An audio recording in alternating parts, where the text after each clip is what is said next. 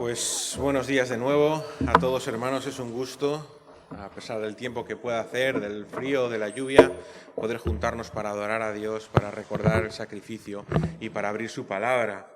No hay nada mejor que el pueblo de Dios pueda hacer que adorar a su Dios y que alabarle. Y en esta mañana vamos a, como ha dicho bien José Luis, empezar un estudio que nos va a llevar durante varias semanas acerca de quién es Dios. Acerca de sus atributos, ya explicaremos luego qué son eso de los atributos, pero es un estudio que es muy importante entender para nosotros quién es nuestro Dios. Vivimos en un mundo, y que sobre todo en la parte cristiana del mundo a lo largo de los últimos siglos, donde el nombre de Dios ha estado en boca de mucha gente. El nombre de Dios ha estado en boca de los presidentes o de los gobernantes muchas veces que han jurado su cargo. El nombre de Dios ha estado en la boca de los reyes cuando han sido coronados. El nombre de Dios ha estado en muchas atrocidades que se han hecho a lo largo de la historia, que se han hecho en nombre de Dios. En nombre de Dios han invadido países, han asesinado a personas, a hermanos nuestros los han quemado en la hoguera en el nombre de Dios. A Dios se le nombra en muchas ocasiones, pero no se le conoce. Como el pueblo de Israel cuando estaba en el desierto y Moisés había subido a Sinaí y entonces el pueblo pensaba que Moisés había muerto y entonces le dijeron a Aarón que les levantara dioses que fueran delante del pueblo para volver a Egipto, ¿verdad? Y ahí es cuando levantan ese becerro de oro y Aarón en ese momento dice: este es Jehová vuestro Dios que os sacó de Egipto, ¿verdad? Nombran a Dios y no lo conocían absolutamente porque lo estaban adorando de una manera incorrecta. Por eso es tremendamente importante que el pueblo de Dios recuerde quién es su Dios y conozca quién es su Dios. Sobre todo porque de eso trata la vida eterna. De eso trata la vida eterna. Vamos juntos a Juan, al capítulo 17, y vamos a leer palabras mismas de Jesús diciendo esto. Juan, capítulo 17. Y en el día de hoy vamos a ir a lo largo de la Biblia a varios textos para entender lo que la palabra de Dios nos dice acerca de nuestro Dios. Dice así en su oración Jesús en Juan capítulo 17: Padre, la hora ha llegado, glorifica a tu Hijo para que tu Hijo te glorifique a ti, por cuanto le diste autoridad sobre todo ser humano para que dé vida eterna a todos los que tú le has dado. Y esta es la vida eterna, que te conozcan a ti, el único Dios verdadero, y a Jesucristo, a quien has enviado. Fijaos ese versículo. Y esta es la vida eterna, que te conozcan a ti, el único Dios verdadero, y a Jesucristo, a quien has enviado. Y aquí tenemos una explicación de cuál es el camino y los medios para obtener la vida eterna. Conocer a Jesucristo, creer en Él. Y de esa manera, como hemos leído en esta mañana, Él es el que nos revela al Padre y podemos tener comunión con Dios. Y al darnos la vida eterna, Dios lo que está diciendo es que podemos tener derecho de convertirnos en sus hijos. Podemos ser auténticos y realmente partícipes de la familia de Dios. Y que de esa manera nuestra vida eterna está en relación con nuestro Dios, que nos va a convertir en herederos suyos y coherederos con Cristo. La vida eterna nos permite tener una comunión perfecta con el Padre y con el Hijo y conocer a Dios. Y la palabra conocer, que es usada aquí por Jesús, es una palabra que por un lado tiene el significado común de conocer, que es saber algo, pero no solo se limita a un conocimiento superficial, sino se refiere también a tener un conocimiento pleno de la otra persona. Nosotros, como seres limitados, ni siquiera cuando estemos en la gloria con nuestro Señor vamos a poder entender todo a Dios, porque Dios es un ser infinito y nosotros somos criaturas, nunca seremos más que criaturas de Dios, aunque estaremos libres del pecado. Pero esta vida eterna se desarrolla creciendo en el conocimiento de nuestro Dios. Creciendo en el conocimiento de nuestro Dios y de su Hijo, Jesucristo. Cada día conociéndolo más y más de Él. Y hoy vamos a comenzar con un estudio que nos ayudará más a profundizar en el conocimiento de nuestro Dios. Viendo qué dice la palabra de Dios acerca de Él. Viendo lo que dice la palabra de Dios acerca de Él. Y es muy importante esto, porque solo podemos conocer a Dios, o solo podemos conocer de Dios lo que Dios nos ha revelado acerca de Él. La única manera que hay de conocer a nuestro Dios Es a través de su revelación, es a través de su palabra. No podemos acceder a través de otros medios de conocimiento. A Dios no se le puede aplicar el método científico para acceder a Él, para acceder al conocimiento a Él a través de otros medios. No podemos usar nuestra razón humana para acercarnos a Dios. Tiene que ser exclusivamente a través de su palabra. Por eso empezamos hace unos meses con un estudio que hicimos acerca de la palabra de Dios, donde vimos la inspiración de las Escrituras, vimos su autoridad, vimos su inerrancia, vimos su claridad, vimos la obligación que tenemos como creyentes con las Escrituras, porque ahora en ellas nos vamos a basar para el conocimiento de Dios. Ni siquiera nuestra experiencia personal nos sirve para conocer a Dios. Es válida para algunas cosas, pero para conocer a Dios necesitamos la revelación de su palabra. Y es que la palabra viva del Dios vivo es el único camino para conocer a nuestro Dios. Y a partir de ella vamos a estudiar los atributos, o estudiar las perfecciones de Dios. Y esto es importante, las cuales son sus características. Son diferentes aspectos de su persona, de su esencia. Y un autor lo define de la siguiente manera: las perfecciones de Dios son características esenciales de su naturaleza. Puesto que tales características son necesarias para su naturaleza, todos sus atributos son absolutamente perfectos y por eso se denominan perfecciones. Por otra parte, ya que estas perfecciones son esenciales a la naturaleza de Dios, si alguna de ellas fuera negada, Dios no podía ser Dios. Estas perfecciones, que vamos a ver que son perfecciones como santidad, como su bondad, como su amor, como su perfección, como su omnisciencia, su omnipresencia, como su misericordia, su gracia, son inherentes a su persona. Eso significa que cuando Dios hace algo, Dios lo hace con todas ellas, siendo perfecto en cada una de ellas. Cuando Dios crea el mundo, lo hace siendo perfectamente santo, perfectamente sabio, perfectamente soberano, perfectamente justo, perfectamente amoroso, perfectamente paciente y con perfecta omnisciencia y bondad. Y en ocasiones, humanamente, podemos pensar que hay ciertos atributos de Dios o ciertas maneras en que Dios actúa que no muestra esa bondad, ¿verdad? ¿Cómo podemos ver el amor de Dios cuando Él destruye Sodoma y Gomorra, ¿verdad? Y mata a tanta gente? ¿Cómo podemos ver la paciencia de Dios cuando Él manda a Israel a aniquilar a las naciones de Palestina? Pero la palabra de Dios es clara. Dios actúa siempre con todas sus perfecciones de manera perfecta. De la misma manera, cuando Dios perdona nuestros pecados de un ser humano, Él está siendo totalmente justo en su manera de actuar, porque Dios no puede dejar ser Dios en ningún momento. Los seres humanos podemos a veces actuar de manera justa, otras de manera injusta. Podemos a veces actuar con amor y a veces sin amor. Y a todos nos ha pasado, ¿verdad? Hemos tratado a alguna persona de manera injusta o hemos tratado sin amor. Pero Dios no puede hacer esto, Dios no puede dejar de ser. Todas sus perfecciones, todos sus atributos que vamos a ir viendo domingo a domingo son totalmente perfectos y hace absolutamente todo en consonancia con ellos. Y cuando hablamos de Dios, no solo nos referimos al Padre, nos referimos a toda la Trinidad. El Padre y el Hijo y el Espíritu Santo comparten la misma esencia, son igual de perfectos, igual de santos, igual de justos, igual de amorosos, igual de bondadosos, de misericordiosos y llenos de gracia. Y entonces, ¿por qué es importante esto? Porque podemos decir, bueno, esto es teología, esto es más bien teórico, ¿verdad?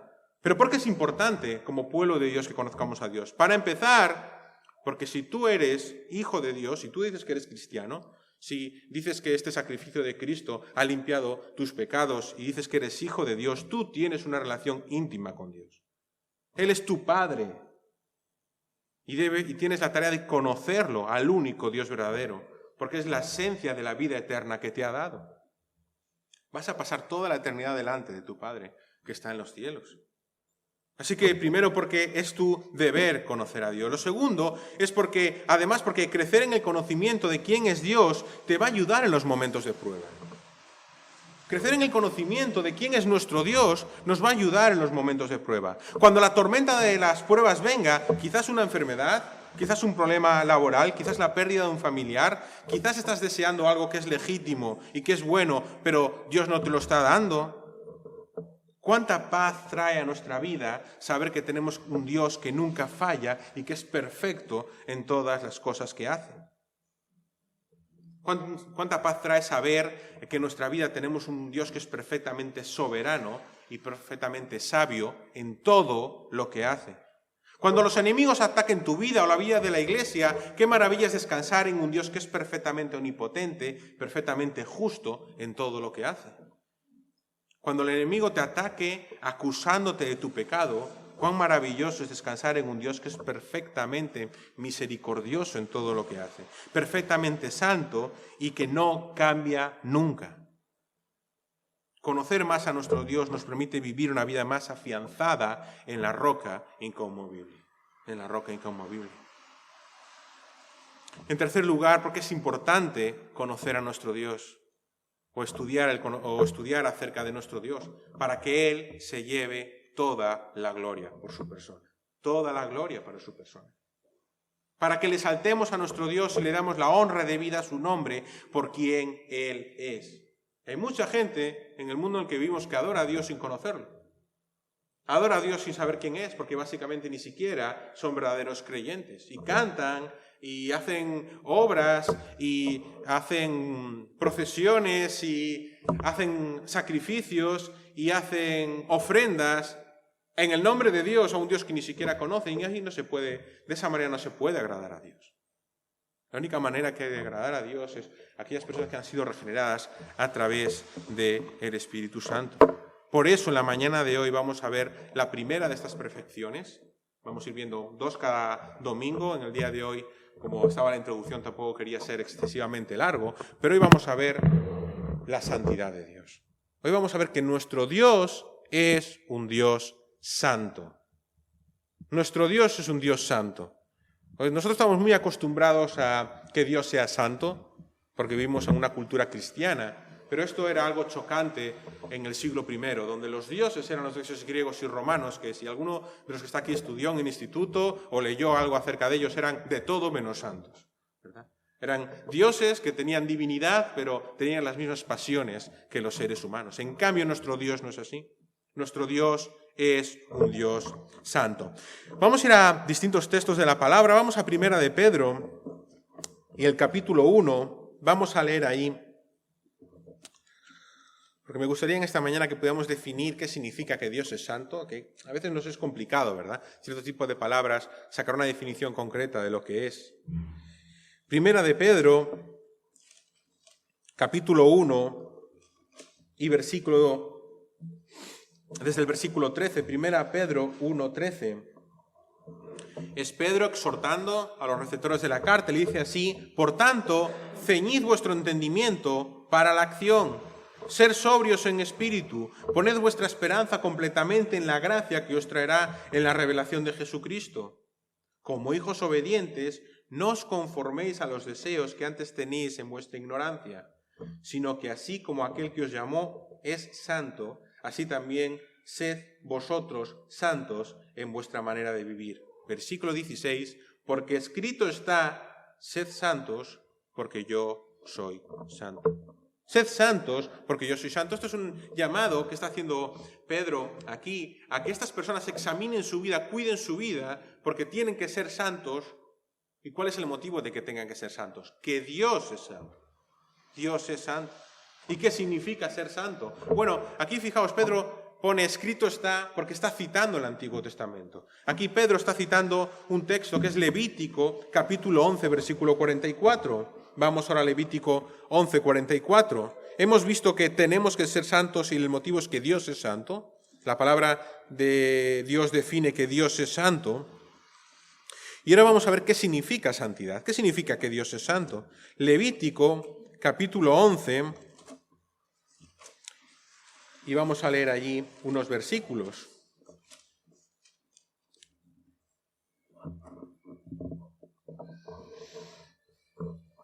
Levítico, capítulo 11, y está hablando en el capítulo 11 de los animales puros y los animales impuros. Es un texto de la ley y está explicando cómo deben ser tratados, incluso cuando mueren. Versículo 39, Levítico 11. Si muere uno de los animales que tenéis para comer, el que toque su cadáver quedará inmundo hasta el atardecer. Y el que coma parte de su cadáver lavará sus vestidos y quedará inmundo hasta el atardecer. Y el que levante el cadáver lavará sus vestidos y quedará inmundo hasta el atardecer. Todo animal que se arrastra sobre la tierra es abominable, no se comerá. Todo el que anda sobre su vientre, todo el que camina sobre 4 patas, todo el que tiene muchos pies, con respeto a todo lo que se arrastra sobre la tierra, no lo comeréis, porque es abominación. No os hagáis abominables por causa de ningún animal que se arrastra, y no os contaminéis con ellos, para que no seáis inmundos. Versículo 44, porque yo soy el Señor vuestro Dios. Por tanto, consagrados y sed santos, porque yo soy santo. No os contaminéis, pues, con ningún animal que se arrastre en la tierra. Bueno, este es un versículo de la ley en el cual Dios lo que le está diciendo al pueblo de Israel es que ellos tienen que ser santos porque Él es santo. Que ellos tienen que evitar contaminarse con estos animales que eran inmundos. La santidad es aquí definida como estar apartado de cualquier cosa inmunda que pueda contaminar la vida.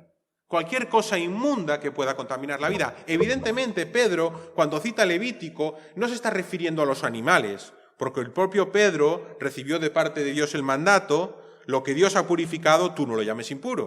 O sea, Pedro no se está refiriendo a los animales. Entonces, ¿a qué se está refiriendo Pedro cuando cita Levítico?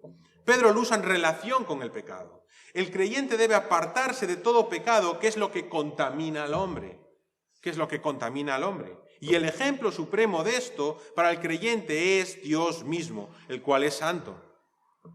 Entonces, entendiendo esto, podemos definir la santidad de Dios de la siguiente manera. Decir que Dios es santo significa que Él está separado totalmente del pecado y dedicado a defender en alto su honor. Y ahora explicaremos qué significa esto. Está separado totalmente del pecado. No es que solo que Dios no peque, y la Biblia dice que Dios no puede pecar, sino que su santidad le lleva a considerar que todo pecado es una ofensa contra Él y por lo tanto tiene que ser castigado.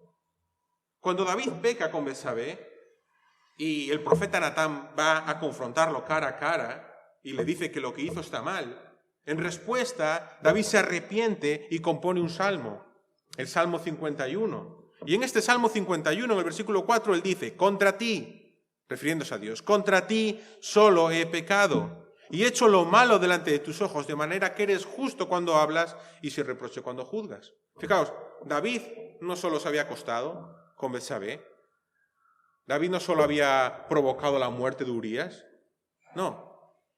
Para él lo más importante es que había ofendido a Dios, ese era el pecado principal. David dice esto porque el pecado siempre es en primer lugar un ataque contra Dios. Y en ocasiones nosotros como seres humanos vemos el pecado en relación al daño que podemos hacer con otro ser humano, ¿verdad? Entendemos que mentir está mal, traicionamos la confianza de otra persona, entendemos que atacar, dañar físicamente a otra persona está mal, porque hacemos daño, entendemos que robar está mal porque estamos sustrayendo algo, murmurar está mal porque estamos hablando mal de otra persona a sus espaldas, pero tenemos que entender que el pecado es ofensa directamente contra Dios. Por eso los pecados morales están mal. ¿Por qué Jesús dice que si un hombre mira a una mujer para codiciarla, ya ha pecado en su corazón? Si realmente no hay nadie que salga dañado de que un hombre tenga un mal pensamiento. Pues porque lo que está diciendo es que delante de Dios es adulterio. Y el pecado es en primera instancia ofensa contra Dios. ¿Por qué está mal? Por ejemplo, defendimos que está mal que 2 hombres que dicen que se quieren sean pareja. ¿Acaso sufren los cristianos? ¿Hay algún daño para ellos? ¿Hay un límite en la libertad de los cristianos porque haya parejas homosexuales? ¿Y que eso sea algo bueno y aceptado por la sociedad? Algo que la sociedad considera bueno, no digo que sea bueno, que sea considerado como buena por la sociedad. Realmente a nosotros físicamente no nos afecta nada. Pero Dios ha establecido que el matrimonio sea entre un hombre y una mujer y que ese sea el seno de la familia donde se mantienen las relaciones sexuales. Entonces la homosexualidad es un pecado moral y es una ofensa contra Dios. Por lo cual podemos resumir o podemos definir la santidad de Dios en 3 puntos. Podemos definir la santidad de Dios en 3 puntos. En primer lugar, Dios es santo y no tiene ninguna relación con el pecado. Dios es santo y no tiene ninguna relación con el pecado. Y esto es de tremenda importancia, porque hay muchas personas que acusan a Dios de las cosas malas que pasan en el mundo. Hay mucha gente que acusa a Dios de lo malo que pasa en su vida. Pero Dios no tiene ninguna relación con el pecado. Dios no lo origina, Él no es el origen del pecado. Dios no crea el pecado. Dios no anima a nadie a pecar. Dios no usa el pecado como un medio para sus fines. Dios permite que el ser humano peque y soporta con paciencia el pecado. Romanos 3, versículo 25 nos lo dice. Pero lo hace para demostrar en ese tiempo su justicia, bien sea para salvación en aquellos que creen en Cristo, bien sea para condenación en aquellos rebeldes que no quieren creer. Santiago, capítulo 1 y versículo 13. Vamos a Santiago, al capítulo 1. Porque Santiago escribe estas palabras porque había gente que decía que las tentaciones le venían de parte de Dios y que ellos pecaban porque Dios le estaba poniendo esa tentación delante suya. Santiago, capítulo 1 y versículo 13, versículo 12 dice así: bienaventurado el hombre que persevera bajo la prueba, porque una vez que ha sido aprobado recibirá la corona de la vida que el Señor ha prometido a los que le aman. Que nadie diga: cuando es tentado, soy tentado por Dios, porque Dios no puede ser tentado por el mal y Él mismo no tienta a nadie. Ese texto nos dice dos cosas. Primero, Dios no peca. Dios no puede ser tentado para pecar. Dios no peca. Menuda bendición para nosotros. Imaginaos un Dios todopoderoso que fuese pecador. Sería terrible. Pero la palabra de Dios es muy clara. Nuestro Dios no peca. Él es inmutable, Él no puede cambiar, Él no puede pasar de un estado a otro. Él es un ser santo y nunca va a pecar. Y el ser humano, cuando es tentado, tiene la capacidad de pecar, pero esta tentación no viene de Dios. Dios no usa el pecado como para sus objetivos. Dios no anima a la gente a pecar para que de esa manera pues Él pueda lograr cumplir sus planes.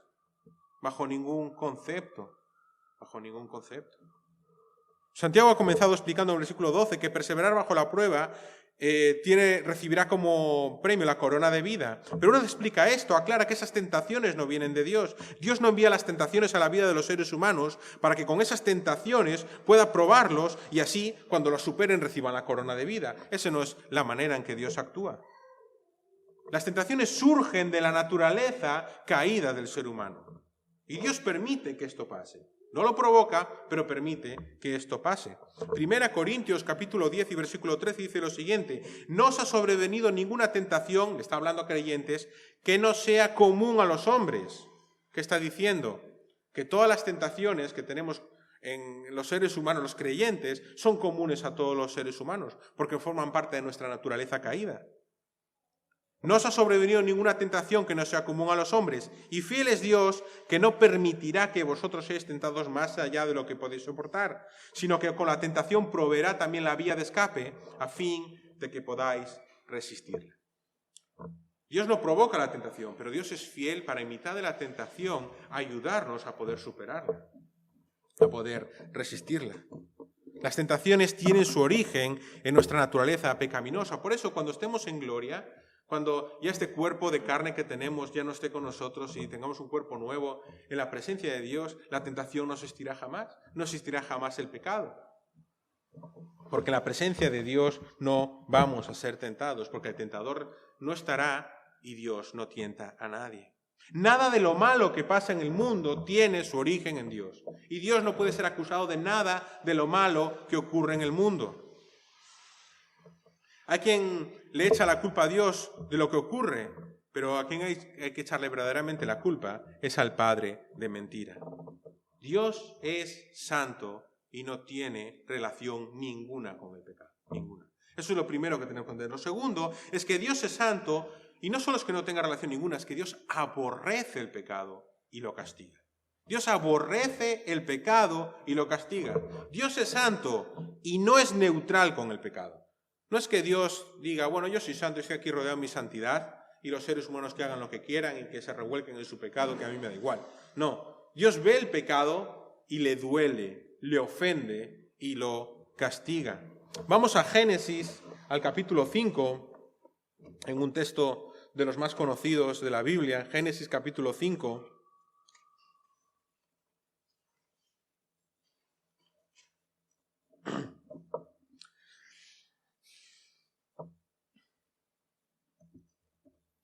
capítulo 6 y versículo 5. Dice así: y el Señor vio que era mucha la maldad de los hombres en la tierra, y que toda intención de los pensamientos de su corazón era hacer siempre el mal.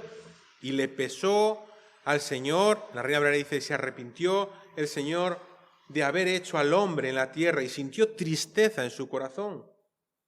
Y el Señor dijo: borraré de la faz de la tierra al hombre que he creado, desde el hombre hasta el ganado, los reptiles, las aves del cielo, porque me pesa haberlos creado, mas no he hallado gracia ante los ojos de Dios. Fijaos que la relación de Dios con el pecado le duele. Se ofende por el pecado y directamente lo castiga. Desde el principio, la paga del pecado siempre ha sido la misma, la muerte. Y Dios es el juez. Lo fue para Adán y lo fue para Eva. Lo fueron para la raza humana en el diluvio y sigue siendo en el día de hoy para el ser humano. Nos dice el libro de la carta de Romanos en el capítulo 6 que la paga del pecado sigue siendo la muerte. Vamos a Josué, al capítulo 24. Sé que son distintos textos en esta mañana, pero es importante que leamos estos textos para ver cómo la santidad de Dios está continuamente en la palabra de Dios. Josué, capítulo 24, versículos 19 y 20. Es Josué despidiéndose del pueblo, él junta al pueblo al final de su vida para que el pueblo se comprometa a servir a Dios. Josué, capítulo 24, versículo 19.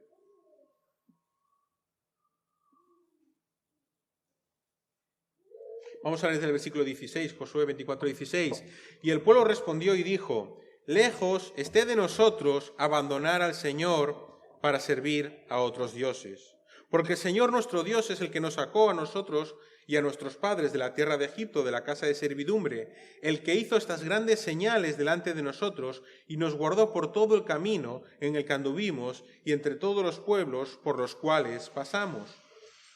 Y el Señor echó de delante de nosotros a todos los pueblos, incluso a los amorreos que moraban en la tierra. Nosotros pues también serviremos al Señor, porque Él es nuestro Dios. Y fijaos lo que le responde Josué. Entonces Josué dijo al pueblo: no podréis servir al Señor, porque Él es Dios santo, Él es Dios celoso, Él no perdonará vuestras transgresiones ni vuestros pecados. Si abandonáis al Señor y servís a dioses extranjeros, Él se volverá y os hará daño y os consumirá después de haber hecho bien. Fijaos lo que está diciendo aquí. Si rechazáis a Dios y lo abandonáis para iros detrás de otros dioses, la única esperanza que podéis tener es ser castigados por Dios. Después de haberos hecho todo este bien que estáis relatando, Él os hará mal porque os castigará por vuestra rebeldía si lo abandonáis y vais en pos de otros dioses. Dios no los perdonará si no hay arrepentimiento. Dios no los va a perdonar si ellos no se vuelven a Dios. O sea, que hará pagar las consecuencias del pecado a su pueblo. El pecado siempre se paga. Aquellos que hemos creído en Cristo, Cristo cargó con el castigo de nuestro pecado. Pero aquellos que no han creído en Cristo, ellos van a tener que cargar con el castigo de su pecado. Porque el pecado siempre se paga. Si confías en Cristo, Él carga con tu pecado, con el castigo de tu pecado. Aquellos que no creen en Cristo no les queda otra esperanza que estar sujetos toda la eternidad a pagar el precio de su pecado. Por eso Cristo tuvo aquí la cruz del Calvario. Dios no podía decir simplemente: bueno, perdonaré a quien confíe en mí y ya está. Los perdono y me olvido de ellos. No, su santidad exige que ese pecado sea pagado. Por eso Cristo tiene que ir a la cruz. Vamos al Salmo 7 y vamos a leer otros versículos allí. Salmo 7, un texto también muy duro. Dice así el Salmo 7. Desde el versículo 6 dice el Salmo 7: levántate, oh Señor, en tu ira, álzate contra la furia de mis adversarios y despiértate en favor mío, tú has establecido juicio. Que te rodee la asamblea de los pueblos y tú en lo alto regresa donde ella. El Señor juzga a los pueblos. Júzgame, oh Señor, conforme a mi justicia y a la integridad que hay en mí. Acabe la maldad de los impíos, mas establece tú al justo, pues el Dios justo prueba los corazones y mentes. Mi escudo está en Dios. Versículo 10. Que salva a los rectos de corazón. Dios es juez justo y un Dios que se indigna cada día contra el impío. Cada día contra el impío. Y la Reina Valera dice así: y Dios está airado contra el impío todos los días. Está airado contra el impío todos los días. Los impíos ante los cuales está airado todos los días el Señor tienen una salida. Versículo 12: y si el impío se arrepiente, él afilará su espada.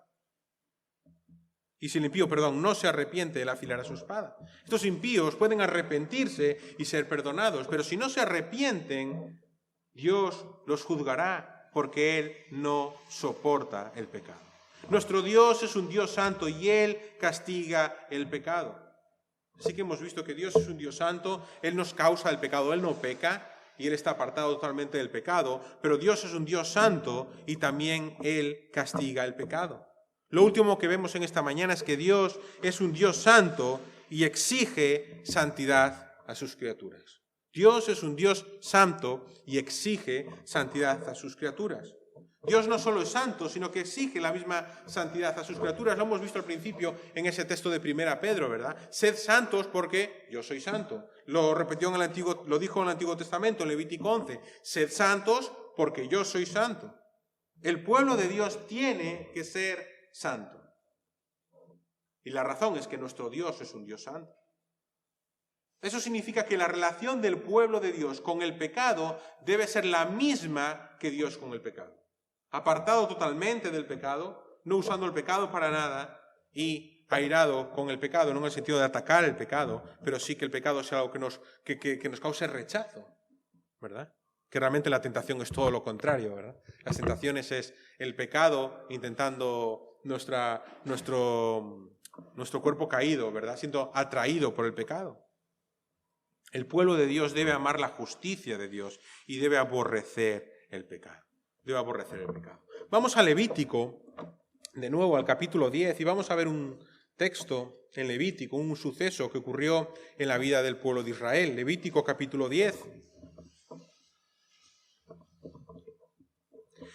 Levítico capítulo 10, y vamos a leer los 7 primeros versículos. Dice así: Nadab y Abiú, hijos de Aarón. Estamos al principio de la instauración. En el capítulo 9 se instauró los sacrificios a través de la familia de Aarón. Y en el capítulo 10, 2 hijos de Aarón están ofreciendo incienso y fuego en el altar. Dice así: Nadab y Abiú, hijos de Aarón, tomaron sus respectivos incensarios y después de poner fuego en ellos y echar incienso sobre él, ofrecieron delante del Señor fuego extraño, que Él no les había ordenado. Y de la presencia del Señor salió fuego que los consumió y murieron delante del Señor. Y entonces Moisés dijo a Aarón: esto es lo que el Señor habló diciendo: como santos seré tratado por los que se acercan a mí, y en presencia de todo mi pueblo seré honrado. Y Aarón guardó silencio. Llamó también Moisés a Misael y a Elzafán, hijos de Uziel, tío de Aarón, y les dijo: acercaos y sacad a vuestros parientes de delante del santuario, fuera del campamento. Y ellos se acercaron y los llevaron fuera del campamento, todavía en sus túnicas, como Moisés les había dicho. Fijaos esta situación. No se nos explica mucho qué fue que pasó allí dentro. Solo se nos da esa referencia: ofrecieron fuego extraño. No sabemos realmente a qué se refiere, pero de alguna manera no hicieron el sacrificio, la ofrenda como Dios quería. Desobedecieron a Dios. El resultado fue trágico, una muerte ejemplar delante de todo el pueblo, delante incluso de su propio Padre que tiene que vernos. La reacción de Dios es lógica. Los hijos de Dios se acercaron en pecado con falta de santidad y Dios los castiga duramente, porque Dios es santo y exige la misma santidad a su pueblo. Exige la misma santidad a su pueblo. Tanto es así que Hebreos capítulo 12 y versículo 14 nos dice: buscad la paz con Dios y la santidad, sin la cual nadie verá a Dios. No podemos pensar que podemos entrar en la presencia de Dios de cualquier manera, con pecado en nuestra vida. La realidad es que somos pecadores. Y entonces aquí surge una pregunta. Si Dios exige esta santidad, nosotros examinamos nuestra vida y nos damos cuenta de quiénes somos realmente, vemos la humanidad como es realmente. ¿Cómo puede exigir, podemos preguntarnos, cómo puede Dios exigir algo que al ser humano no puede lograr por él mismo. ¿Podemos acaso no lograr nosotros, por nosotros mismos, ser igual de santos que Dios es santo? La experiencia en nuestra vida nos da claramente respuesta de que no. El ser humano no puede, pero Dios sí puede. Dios sí puede. Cristo es la manera en que los pecadores pueden ser revestidos de esa santidad necesaria sin la cual no vamos a poder ver a Dios. Vamos a Efesios, ya estamos terminando, Efesios capítulo 4, y vamos a leer allí en el versículo 17, Efesios capítulo 4,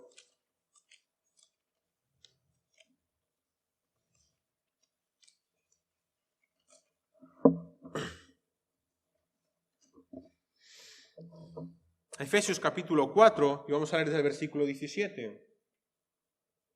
Es de nuevo, ahora es Pablo, ya no es Pedro, es Pablo animando a los efesios a comportarse de una manera santa. Y fijaos lo que dice, Efesios 4, 17. Esto digo, pues, y afirmo juntamente con el Señor, que ya no andéis como andan también los gentiles en la vanidad de sus mentes, entenebrecidos en su entendimiento, excluidos de la vida de Dios por causa de la ignorancia que hay en ellos por la dureza de su corazón.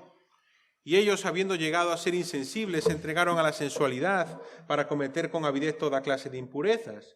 Pero vosotros no habéis aprendido a Cristo de esa manera. Si en verdad lo oísteis y habéis sido enseñados en Él, conforme a la verdad que hay en Jesús, que en cuanto a vuestra anterior manera de vivir, os despojéis del viejo hombre, y fijaos la metáfora que está usando, os despojéis del viejo hombre, que se corrompe según los deseos engañosos, y que seáis renovados en el espíritu de vuestra mente, y os vistáis de un nuevo hombre, el cual en la semejanza de Dios ha sido creado en la justicia y santidad de la verdad. Y santidad de la verdad. ¿Cómo podemos nosotros, que somos seres humanos pecadores, cumplir este requisito de ser santos como Dios es santo, con una santidad sin la cual vamos a poder ver a Dios? Porque somos recubiertos con esta santidad que Cristo ha logrado. Una santidad perfecta que satisface la santidad de Dios. Y para eso tenemos que despojarnos de nuestro viejo hombre, renunciando a esa manera de vivir que tienen las personas que no son creyentes, para comportarnos como hemos aprendido de Cristo. Fijaos el versículo 24, que os revistáis con nuevo hombre en la semejanza de Dios, ha sido creado en la justicia y santidad de la verdad. Esa idea de semejanza de Dios, lo que quiere decirnos no es que seamos como Dios, sino que cumple los requisitos que Dios exige y somos como sus hijos. Ha sido creado en la justicia y santidad de la verdad. Esta santidad, la cual nos ha sido dada, no es nuestra, sino que es una creación de Dios que permite que aquellas personas que son pecadoras a través del sacrificio de Cristo, que hemos recordado en esta mañana, sean revestidas de la santidad necesaria para poder ver a Dios. Nuestro Dios es santo, Él no tiene relación ninguna con el pecado. Nuestro Dios es santo, Él castiga el pecado. Nuestro Dios es santo y exige la misma santidad a sus criaturas. Santidad que Él nos provee a todos aquellos que creemos que Jesús es el Cristo. Todos aquellos que hemos creído en el sacrificio de Cristo y creemos que Cristo es nuestro único mediador. Así que, hermanos, como hemos visto en esta mañana, Dios es un Dios santo. Y como es un Dios santo, no tiene ninguna relación con el pecado, el cual aborrece y castiga, exigiendo a sus criaturas la misma santidad que Él tiene. La santidad de Dios podemos verla también en la cruz del Calvario, en la cruz de Cristo. Puede que nos resulte difícil, ¿verdad? En un lugar tan oscuro, en un lugar tan dañino, en un lugar donde vemos la maldad del ser humano crucificando a su Salvador. Pero lo horrible de la cruz de Cristo no es otra cosa que una muestra de lo horrible del pecado. En su muerte, Cristo carga sobre Él la paga del pecado de todos aquellos que creemos en Él, para que no suframos la paga de nuestro pecado. Isaías capítulo 53 y versículo 4 dice: ciertamente Él llevó nuestras enfermedades y cargó con nuestros dolores. Con todo nosotros le tuvimos por azotado, por herido de Dios afligido, mas Él fue herido por nuestras transgresiones, molido por nuestras iniquidades. Él castigó por nuestra paz, cayó sobre él y por sus heridas hemos sido sanados. Todos nosotros nos descarriamos como ovejas. Nos apartamos cada cual por su camino. Pero el Señor hizo que cayera sobre él la iniquidad de todos nosotros. El Señor, Dios hizo que cayera sobre Cristo la iniquidad de todos nosotros. El precio de ese pecado. Por eso cuando vemos la cruz de Cristo, cuando tomamos del pan, del vino, cuando recordamos su sacrificio, tenemos que entender que eso es lo que merecíamos nosotros. Y Dios no dejaría de ser santo. Si Dios hubiera castigado en Adán a toda la humanidad, Dios hubiera sido justo y santo, sin tener que enviar a nadie a morir. ¿Por qué Dios tuvo entonces que tratar a su Hijo de esa manera? Porque Él es un Dios santo y no puede pasar por alto el pecado. Entonces el pecado siempre tiene un precio que pagar. Y esto medita en esta mañana. Si no has confiado en Cristo como tu Salvador, tú cargarás con el precio de tu propio pecado. En cambio, si confías y descansas en Cristo, Él cargó con tu pecado y Él te revestirá de esa santidad con la cual solo se puede ver a Dios. Dios en su misericordia no nos deja de lado, sino que Él mismo nos da la santidad necesaria para que podamos pertenecer a su familia, para que podamos estar en su presencia. La santidad de Dios es, en consecuencia, motivo para su alabanza. Y podemos alabar a Dios porque Él es un Dios santo. Podemos alabar a nuestro Dios porque Él es un Dios santo. Me gustaría que terminásemos esta reunión esta mañana. No he cogido el himnario, ¿vale? Pero os voy a pedir vuestra ayuda para que cantemos el himno que dice Santo, Santo, Santo, Señor Omnipotente. No sé exactamente cuál es el número, si alguien lo sabe. 289. Pues pongámonos en pie, cantemos este himno que alaba la santidad de Dios y con eso terminamos esta reunión en esta mañana.